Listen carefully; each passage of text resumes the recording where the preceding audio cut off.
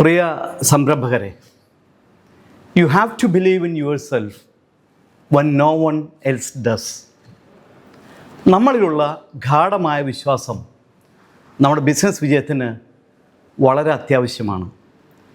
പല കാര്യങ്ങളും ചെയ്യാനായി ഇറങ്ങിത്തിരിക്കുമ്പോൾ ചില ആളുകൾ പറയും, അത് ചെയ്യണ്ട, നിന്നെ കൊണ്ടതിന് പറ്റില്ല എന്നൊക്കെ.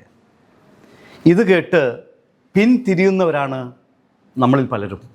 എന്നാൽ ജീവിതത്തിൽ വിജയിച്ചവരെല്ലാം മറ്റുള്ളവരുടെ നിരുത്സാഹപ്പെടുത്തലുകളെ അതിജീവിച്ച് മുന്നോട്ട് പോയവരാണ്. ഒരു കഥ ഇങ്ങനെയാണ്. ഒരു കൂട്ടം തവളകൾ ഒരു വലിയ പാറപ്പുറത്ത് ചാടിയെത്താൻ മത്സരിച്ചുകൊണ്ടിരിക്കുകയാണ്. ആദ്യം പാറപ്പുറത്തെത്തുന്നയാൾ വിജയിക്കും. ഇതിനിടയിൽ താഴെ നിൽക്കുന്ന മത്സരിക്കാത്ത തവളകൾ, നീ ചാടണ്ട, കയറണ്ട, നിന്നെ കൊണ്ട് പറ്റില്ല എന്നിങ്ങനെ പറഞ്ഞുകൊണ്ടേയിരുന്നു. ഇത് കേട്ടതോടെ ചില തവളകൾ ചാട്ടം അവസാനിപ്പിച്ച് തിരിച്ചു മടങ്ങി. കുറച്ച് തവളകൾ ശ്രമിച്ചു, മറിഞ്ഞു വീണു. മറ്റുള്ള തവളകൾ പറയുന്നത് പോലെ തനിക്ക് സാധിക്കില്ല എന്ന് തോന്നി അവരും മത്സരത്തിൽ നിന്ന് പിന്മാറി. എന്നാൽ ഒരു തവള മാത്രം വീണ്ടും വീണ്ടും ചാടിക്കൊണ്ടിരുന്നു. എല്ലാ തവളകളും ഒന്നിച്ച് നിരുത്സാഹപ്പെടുത്തിയിട്ടും ഒടുവിൽ അത് പാറപ്പുറത്തെത്തി. വിജയിയായ ആ തവളയ്ക്ക് സമ്മാനം കൊടുക്കാൻ വന്ന ആൾ ചോദിച്ചു, എങ്ങനെയാണ് ഇത്രയും ആളുകൾ നിരുത്സാഹപ്പെടുത്തിയിട്ടും താങ്കൾ അതിനെ അതിജീവിച്ചത്? തവള ഒന്നും പറഞ്ഞില്ല. അയാൾ വീണ്ടും ചോദ്യം ആവർത്തിച്ചു. പക്ഷേ തവള നിശബ്ദത തുടർന്നു. കാരണം ആ തവളയ്ക്ക് കേൾവി ശക്തി ഉണ്ടായിരുന്നില്ല എന്നതാണ്. മറ്റ് തവളകൾ തന്നെ പ്രോത്സാഹിപ്പിക്കുകയായിരിക്കും എന്നാണ് വിജയിച്ച തവള കരുതിയത്. നമ്മുടെ പല ശ്രമങ്ങളും പരാജയപ്പെട്ടേക്കാം. പക്ഷേ ശ്രമിക്കാൻ നമ്മൾ പരാജയപ്പെടരുത്. ചുറ്റിലുമുള്ള ആളുകൾ കളിയാക്കിയേക്കാം. അതൊന്നും ശ്രദ്ധിക്കാതെ ലക്ഷ്യത്തിലേക്ക് കുതിക്കണം. അവർ പറയുന്ന കാര്യങ്ങൾ കരുത്താക്കി മാറ്റാൻ നമുക്ക് സാധിക്കണം. നമ്മുടെ ബിസിനസ് എന്തായിരിക്കണമെന്നും എങ്ങനെ ആയിരിക്കണമെന്നും ഉള്ള തിരഞ്ഞെടുക്കൽ വളരെ പ്രധാനമാണ്. നമ്മുടെ ഓരോ തിരഞ്ഞെടുക്കലിനും വിജയത്തിൽ വളരെയേറെ പ്രാധാന്യമുണ്ട്.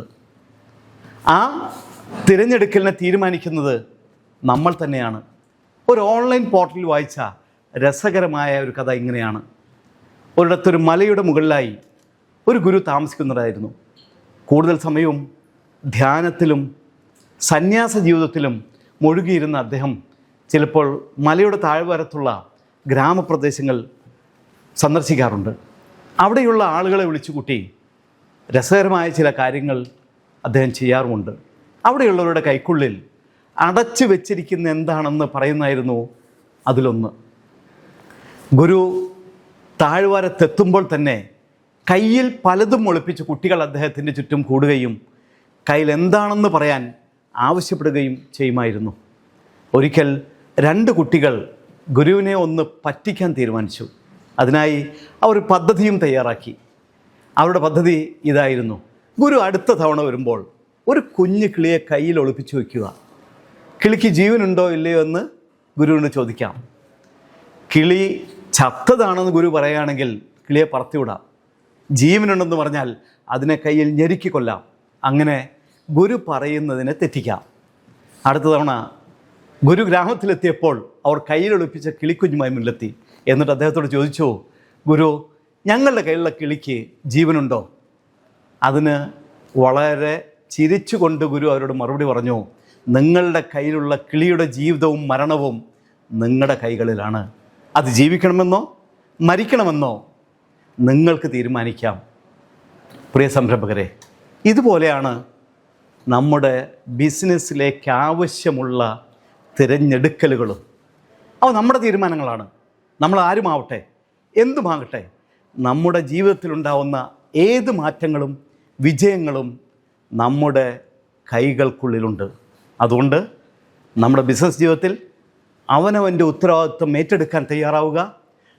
കൃത്യമായി തിരഞ്ഞെടുക്കലുകൾ നടത്തി വിജയങ്ങൾ വരിക്കുക. മറ്റുള്ളവരുടെ വാക്കുകൾ കേട്ട് നമ്മുടെ ബിസിനസ്സിൽ നിന്നും പിന്തിരിഞ്ഞോടാതിരിക്കാം. എല്ലാവർക്കും വിജയങ്ങൾ ആശംസിക്കുന്നു.